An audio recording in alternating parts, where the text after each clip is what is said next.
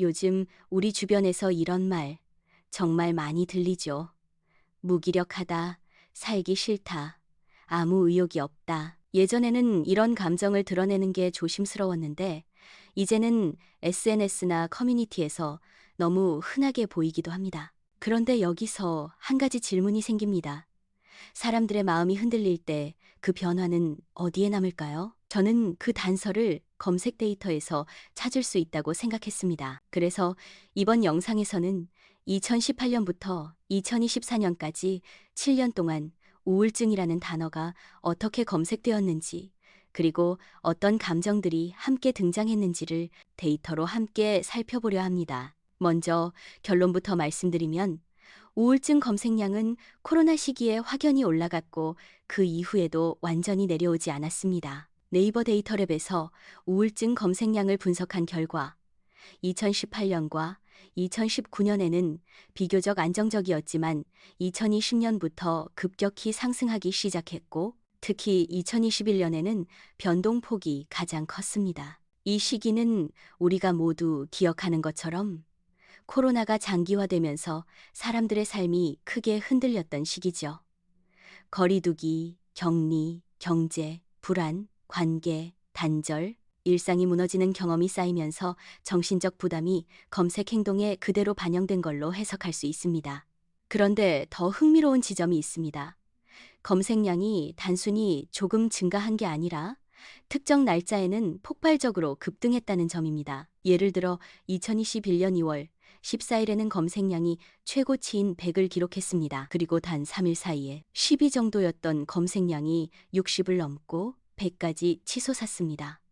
이런 급등은 보통 사회적으로 큰 충격 사건이나 정신건강 이슈가 있을 때 나타납니다. 즉, 우울증 검색량은 단순한 개인 문제를 넘어서 사회 전체의 정서가 흔들릴 때 반응하는 신호일 수 있다는 거죠. 그리고 검색량만 본 게 아니라 저는 뉴스 기사 데이터를 통해 우울증이 등장하는 문장에서 함께 쓰인 감정 단어들을 분석해 봤습니다. 그 결과 가장 많이 등장한 감정 키워드는 무기력, 고립감, 불안, 외로움, 번아웃, 절망 같은 단어들이었습니다. 여기서 중요한 포인트는 사람들의 감정 표현이 점점 더 구체적으로 바뀌고 있다는 겁니다. 예전에는 단순히 우울하다 정도였다면 이제는 무기력하다, 고립됐다, 번아웃이 왔다, 절망스럽다 처럼 상태를 설명하는 감정 언어가 훨씬 세밀해졌습니다. 이건 곧 정신건강 문제가 더 이상 개인의 기분 문제가 아니라 사회 구조 속에서 느끼는 감정으로 이해되고 있다는 흐름을 보여줍니다. 또 시기별로 연관 키워드가 달라지는 경향도 보였습니다.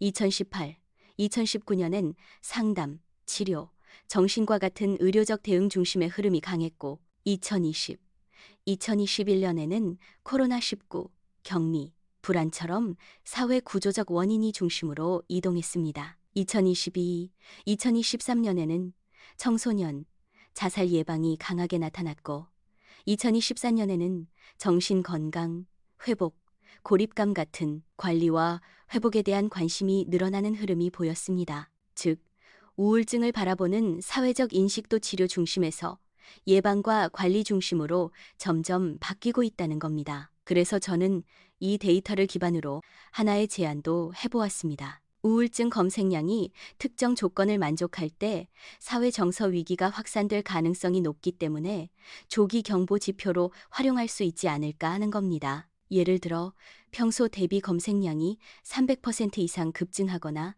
3일 연속 상승이 이어지거나 절망, 분노 같은 키워드가 함께 급증할 경우 사회적으로 정서 위험 신호가 커지고 있다는 가능성을 시사할 수 있습니다. 이런 방식의 모니터링이 현실화된다면 정신건강 캠페인이나 상담 시스템을 사후 대응이 아니라 사전에 개입할 수 있는 기반이 될 수 있습니다. 마무리하면서 이번 분석이 말해주는 건 단순합니다.